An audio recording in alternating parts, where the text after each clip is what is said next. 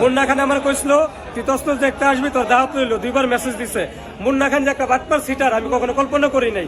দর্শক, আপনাদেরকে আমি একটা গল্প শোনাবো। এই দেখেন ভিডিওটা, যখন ছোট বাচ্চারা, আমরা ছোট ছিলাম, মাকে বলতাম না আম্মু এটা আমাকে কিনে দিতে হবে, এই গেমসটা আমাকে কিনে দিতে হবে, এই গাড়িটা আমাকে কিনে দিতে হবে। দেখেন একদম সেম মনে হচ্ছে না যে না কেন কিনে দিবা না, প্রতিবাদ করতেছি না? ঠিক এমনই কিন্তু আমার কাছেও মনে হচ্ছে মুন্না ভাই এবং ববি হকের যে শুটিং হচ্ছে সেটা আমার কাছে এমনই লাগছে। আরেকটা মজার ভিডিও দেখাই।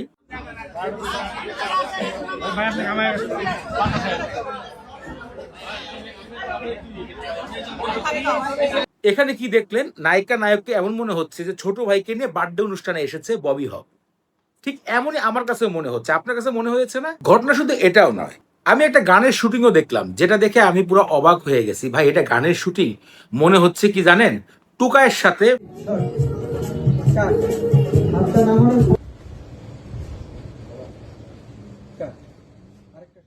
না, কাউকে ছোট করে কথা বলা আসলে ঠিক নয়। অনেক কথাই বলেছি দুষ্টামি করে, আমার ভিডিও লাইফে আমি এরকম কথা বলি নেই। কথা হচ্ছে আপনি নায়ক, মুন্না ভাইকে বলছি, ঠিক আছে, তবে আপনি গল্প খুঁজেন যে গল্পতে একজন নায়কের রূপ, একটা নায়কের সৌন্দর্য প্রদর্শন করে না, সেখানে নায়িকারও প্রয়োজন হয় না।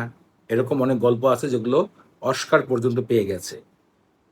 আপনি সেরকম গল্প নিয়ে কাজ করেন, ভালো অভিনয় শিখেন, আঞ্চলিক ভাষায় যেহেতু আপনি কথা বলেন সেহেতু আপনি ওই আঞ্চলিক টাইপের গল্প খুঁজে নিয়ে আসেন, দেখবেন সুন্দর কিছু হওয়া সম্ভব।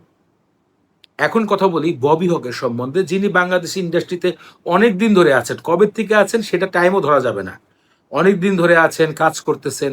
আপু আপনার পজিশনও ভালো, আপনি কি দরকার রয়েছে টাকার জন্য যাকে পান তাকে অ্যাড করে নিলেন, যেই গল্প পান সেই গল্পেই যাবেন?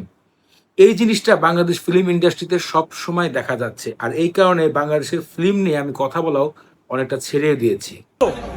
বাটপার না বুঝলো, ভয়েস গুলো শুনেন, এই ভয়েস গুলো শুনেন আপনারা, দেখেন মনে হয় কি আপন ভাই যে ভয়েস গুলো পাঠাইছে, দেখেন আপনারা।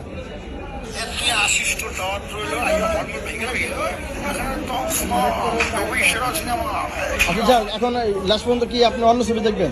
এখন আমি এখানে আইছি, এত বড় একটা জায়গা, আমি ছোট মু, আমি এই জন্য 500 টাকা টিকিট কাছে মাসুদ জানা দেখবো। আর মুন্না খান যে এত বড় বাটপার কখনো কল্পনা